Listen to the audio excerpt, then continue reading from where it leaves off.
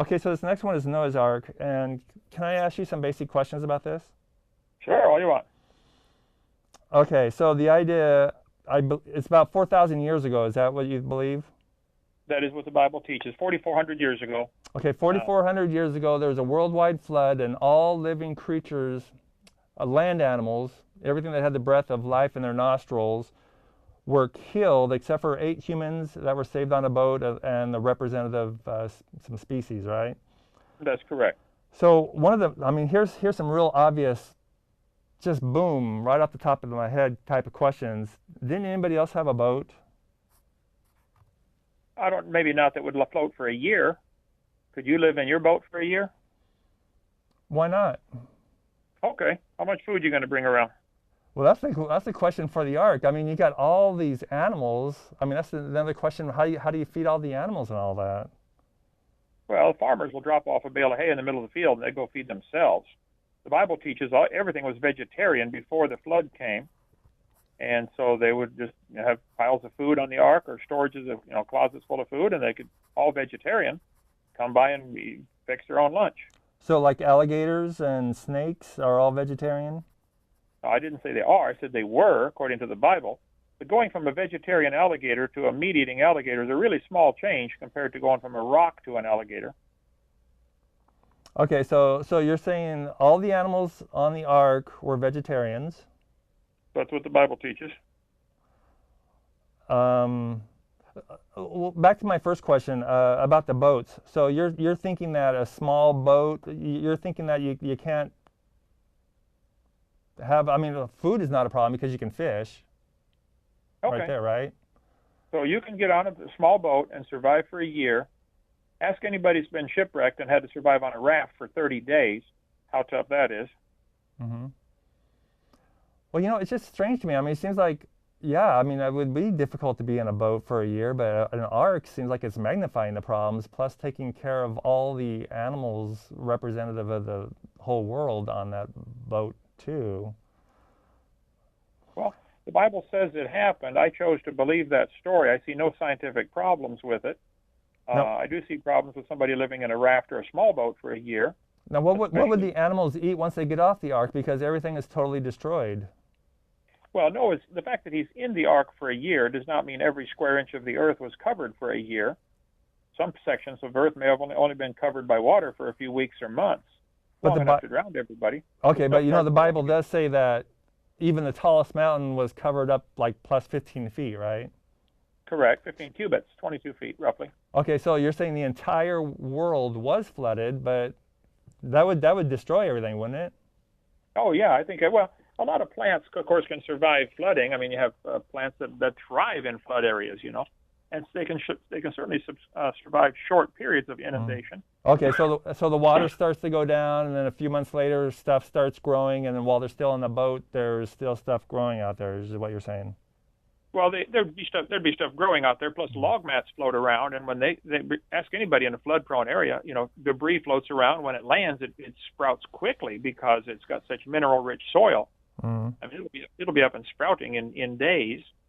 I don't know, but again, these problems. A couple things you need to consider here, Bernie. Number one, we are not asking the taxpayers to pay for our religion to be taught. You are asking the taxpayers to pay for your religion. Yeah, I'm not really concerned about that. At this point, I'm just concerned about truth. I'm not really concerned about those kind of effects. Well, the truth is there are 300 different cultures around the world that have a legend about a global flood or a giant flood of some kind, cultures that are not Christian. Why do so many cultures have this universal story? Are they all just making it up, or could it really be stemming from truth? I think that's one line of evidence that certainly would support the idea that there was one. Secondly, I think obviously you can't go back forever. You have to, population-wise, you have 2 parents, 4 grandparents, 8 great-grandparents. At some point, you reach where the pyramid has to reverse itself and go back. There had to be an original human couple.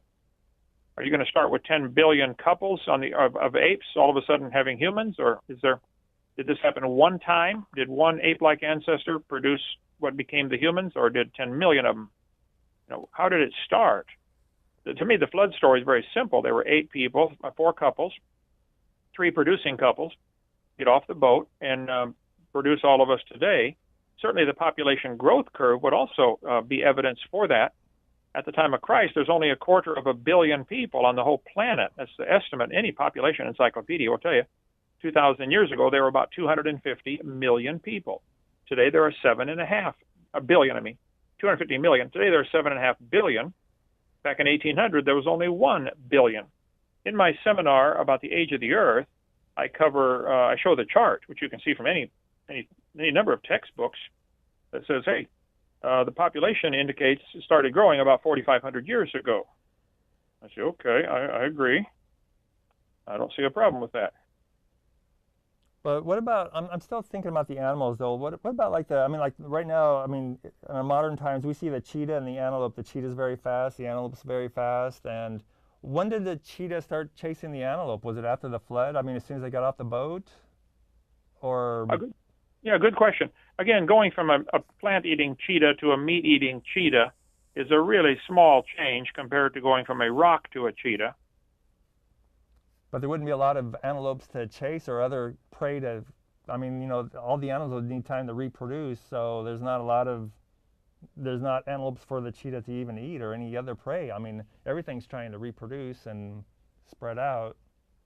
Yeah, that's a good question. I don't know how long it took for this to take place, for the vegetarian diet to change to meat eating. And of course, there is a very obvious natural selection. The faster antelope gets away, and the faster cheetah can catch the antelope. So certainly natural selection works just fine. Well, the other thing I've always kind of wondered too is about all the dinosaurs on the boat. There's this one chart that has like Triassic dinosaurs, Plesiosaurus. I can't even read all these. Jurassic period has Allosaurus.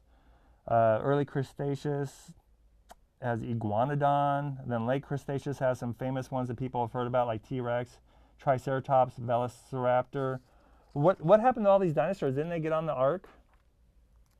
Well, yeah, a biblical view is very simple. God told Noah to take 2 of every kind, not species, but kind of animal on the ark. Noah, being 600 years old, would be smart enough to know you don't have to bring big ones. Matter of fact, we would want to bring babies of everything, as long as they're able to be on their own. Baby elephants, baby giraffes. Let's say there are 25 or 30 basic kinds of dinosaurs. I know there's 800 names for them, but there are probably 25 or 30 basic kinds. Mm-hmm. So he has 25 or 30 pairs of dinosaurs, baby juveniles that may be the size of a dog. And even then, most dinosaurs, the average size of a dinosaur is smaller than a dog. There's a bunch of little tiny ones, but a couple of great big ones, Brachiosaur, Patasaur, etc. But as a general rule, they weren't all that big. And I taught biology for years, and most people would quickly admit reptiles never stop growing. So in the pre-flood world, reptiles would get to be 70 feet long, that today will only get to be 5 or 6 or 8 feet long. What would a Komodo dragon look like if he could live 900 years and get 80 feet long? Or any number of dinosaur-looking lizards that live today. There's a 3-horned chameleon that would look exactly like a triceratops if you gave it enough time. Mm-hmm. So the Christian view is Noah did take dinosaurs on the ark. After the flood, they either died out from climate change because they couldn't live long enough to reach reproductive age because something changed, or man killed them, calling them dragons. This is probably the most likely for many of them. And there are many thousands of stories of people killing dragons. But that seems like, it seems like there are so many different kinds of dinosaurs and they all went extinct. It seems like, I thought God's plan was to save a remnant of the animals. It's like, why go through all that work saving them on the ark if they were just going to go extinct? It seems like it was a failure on God's part then to save the animals. Well, I think you'd have a hard time proving the extinction of anything.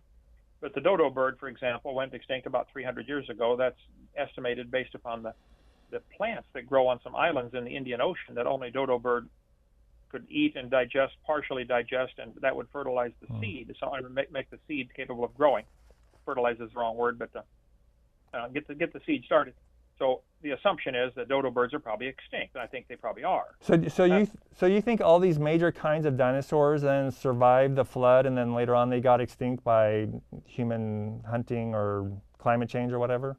Correct. That would be my position. But again, I'm not asking for my position to be taught with tax dollars in the school. Mm-hmm. And they are asking for theirs, so I think the burden of proof's on them, not me. Okay. All right. You want to summarize anything there, like a few seconds, so we can move on? Okay, yeah, the Christian position is very simple. Dinosaurs always lived with man. Noah took them on the ark. They've died off by climate change or by hunting, or there may be a few stragglers still alive. You know, Loch Ness Monster kind of stuff. I don't know, but there's certainly been an awful lot of sightings that seem to be something like that, like a dinosaur. Okay? Mm-hmm.